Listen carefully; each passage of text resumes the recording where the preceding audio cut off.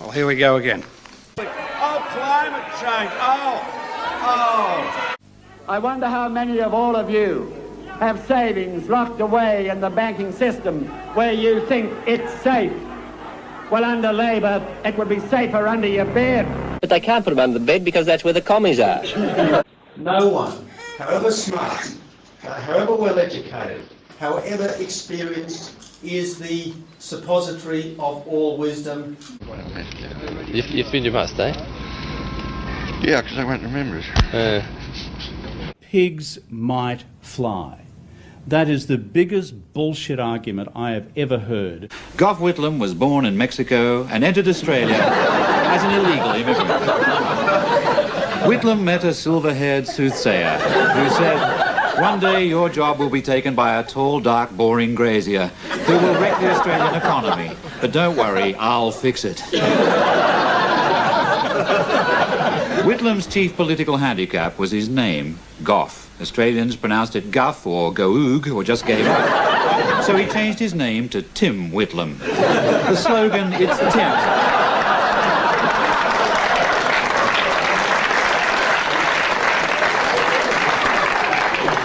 The slogan, "It's Tim," catapulted Whitlam to power. This is my leader. There you go. And I'm ambitious for him. Yeah, good on you. Thanks, ScoMo. An officer in the Defence Forces, and that's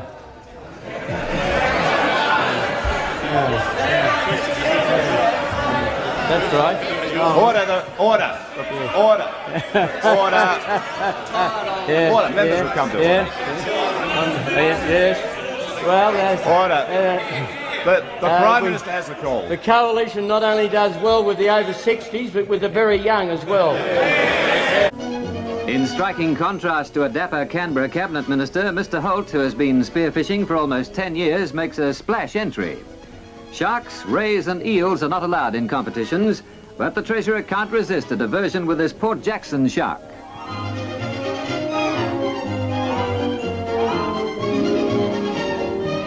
Members opposite want to know about jobs.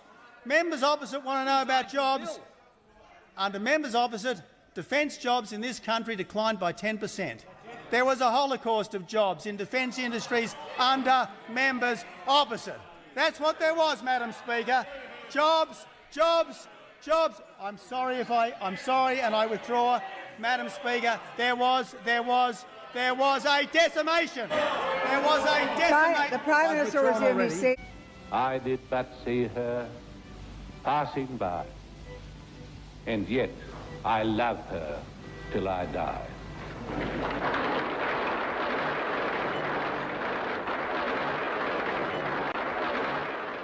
Club President Ian Rice gave Mr Fraser the ball which was used in the game, a premiership poster and a framed cartoon depicting the Prime Minister streaking onto the field. Mr Fraser responded by making it quite clear that Australian rules football dinners at the Lodge are for very special company. There are still some people who think that this is an invitation just for the winning team. It's not. It's an invitation for Carlton when Carlton wins. And so there's only one thing to do, win next year and be back here next year. Mr Hayden, Mr Hayden. Decided to push for any allowing for the fact that you're getting a story out of this. You're exposing yourself to awful risk. Is that guy okay? He's all right. You okay, mate? He is getting ready to go. This bloke is biting at the bit, Mr Speaker, because he knows that this Leader of the Opposition is propped up by the union bosses. I acknowledge the CFMEU workers up in the gallery today. The true champions. There you go, mate. Throw your arm up. Out on building sites, breaking arms, carrying on. They give millions of dollars to the Labor Party, and they own and control. This bloke 100%. As Prime Minister, Whitlam displayed legendary powers of eloquence despite a severe handicap. He suffered agonies from spinach caught between his upper front teeth. The soothsayer showed him how to clear away the spinach with secret mouth movements. In Port Moresby, there was a diplomatic incident when the end of Whitlam's tie got stuck in the wax-filled left ear. of Prime Minister Samari. Defeated, Whitlam went into exile in Hawaii, where he was visited by the soothsayer, who asked, "Is this a good place to come to when they finally pull the plug on me?"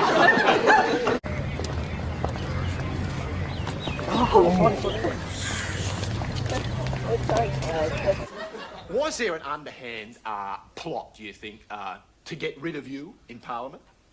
Or do you think that everyone at the same time sort of came to the conclusion that you were a bit of a dill? Say that again.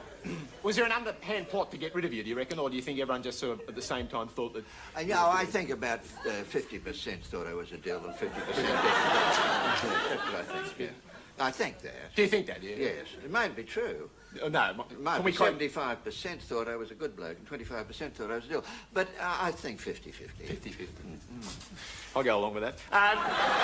You know what life's going to be like when you make the decision to go for the top. But aren't there times when you would long for the less complicated life? Oh, sure. But you can't let that get on top of you. What does get on top of you? Malcolm. The answer is, mate, because I want to do you slowly. I want to do you slowly. I know. There's got to be a bit of sport in this for all of us. No. There's got to be a bit of sport in this for all of us. And in the psychological battle stakes, we are stripped down and ready to go. He tried a TV technique of ignoring the interviewer and looking straight at the camera while explaining party room difficulties. I know you'd like me to answer that, but the fact is that in an executive meeting, they're private, no press present, decisions are reached, and when the decision is reached, it's announced. The decision has not yet been reached. When it is, we'll release it. How have you reacted to campaign material put out by the Country Party suggesting that Mr. Anthony would make an extremely good Prime Minister? I've heard of it. I read in the press about it. I haven't seen it. I don't think it'll be given much circulation.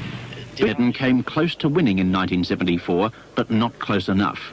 In his own words, "I didn't win, but I didn't lose." The adventures of Edward Gough Whitlam, dinky-eyed tales of a Labour boy. He told us it's time, and we gave him the nod. For more than a year he's been acting like God, but the Liberals find it risky to be Whitlam, 'cause it's dangerous to take on Gough Whitlam. Mr. Speaker, this is coal. Don't be afraid. The Don't be scared. The Treasurer knows the rule on props. It's coal. Who's your, who do you get on with best at the Parliament? Oh, well, now, lots of people. Oh, well, like, I mean, you know, who do you stand round with on the lawn at playtime? That sort of... Well, you know, sometimes I stand around with this one and sometimes with that one, and, you know, No wonder. No, you've got to be loyal to your friends. Yes, quite. I don't mean to teach you how to suck eggs or anything, you know. I have a great responsibility to your parents and to the people of Australia. I can't just let you go out and commit suicide. I do not come to the position of leader of the Liberal Party from a lifetime of privilege. I know what it's like to be very short of money. I know what it's like to live in rented flats. We do know, sorry. Could you just stop it there? You're seeking withdrawal.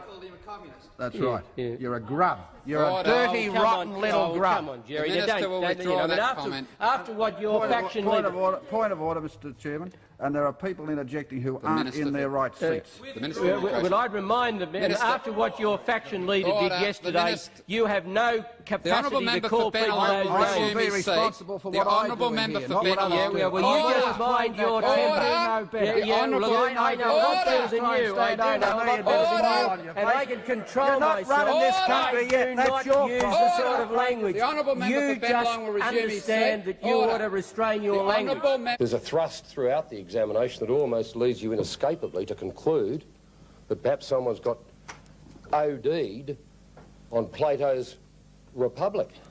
He wants a mob of philosopher kings living there.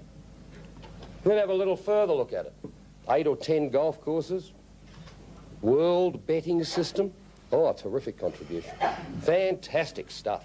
I mean, you try and get a job in there, see how you go. See if you can go and live there. Give it a try. I'll have a few bob on now that you won't get in there. Stop. What do you think? Rudnam style? Yeah, you could get the whole dance going around the country. You think so? Rudnam style? Yeah, you look kind of a little bit like him. Yeah, that's right. Yeah, well, he's got the same charisma as I've got. When you actually left the lodge, you know, did you get your bond back? I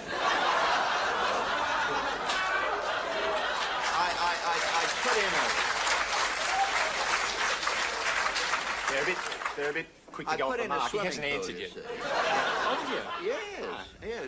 Gough Whitlam's been using it for years, but I put in a swimming pool, very good swimming pool. A bond? No, I didn't get any bond back. Should I have got a bond back? I think you should have. Maybe... Who should I ask?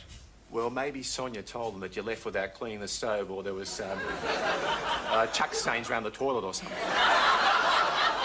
She's a bit of a telltale, you know. You know, when I was under attack for alleged old-fashioned attitudes towards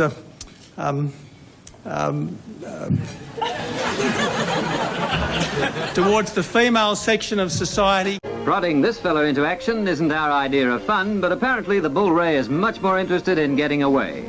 There's nice magpie Morwong.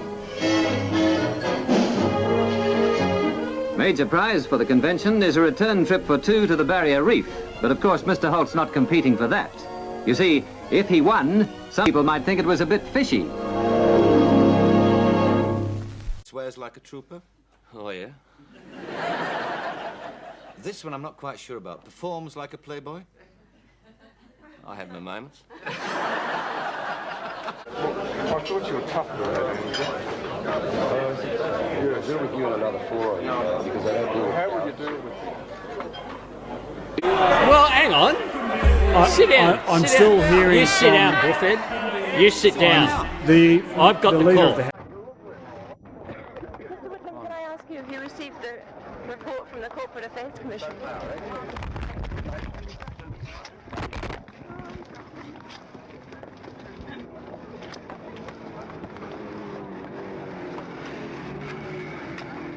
It's perfectly plain that the Australian Labor Party is going out after the financial institutions to fund its programs in a massive scale. $4,000 billion of additional funding.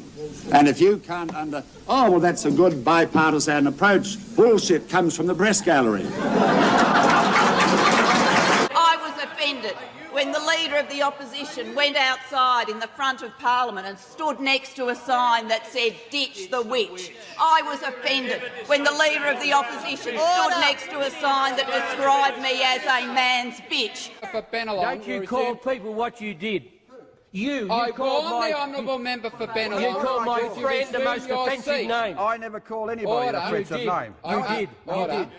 The Minister, I call the Minister to withdraw the comment that he made. The comment you made about my honourable friend, the member for Mitchell. Bennelong will resume his seat. He is my honourable friend. Well, he might be your honourable friend, but in deference to you, I withdraw. Thank you. Thank you. Having cleared that up, we can resume a rational debate about the future of this country. When you pray, do you pray for things, in fact? Yes, I do. Would you pray for something like victory in an election? Yes. I should have got my bond back, shouldn't I? I don't remember were they putting in any bond. Oh, well, maybe... Were there chuck stains around the toilet? No, I don't think so. Well, not in our toilets. I don't know about the other toilets, but they're not in our toilets. No, there's no chuck stains at all. What stains? Chuck stains. How does it feel being the first Prime Minister since Federation to have been sacked by the Crown? I'm the first for 200 years since George III sacked Lord North.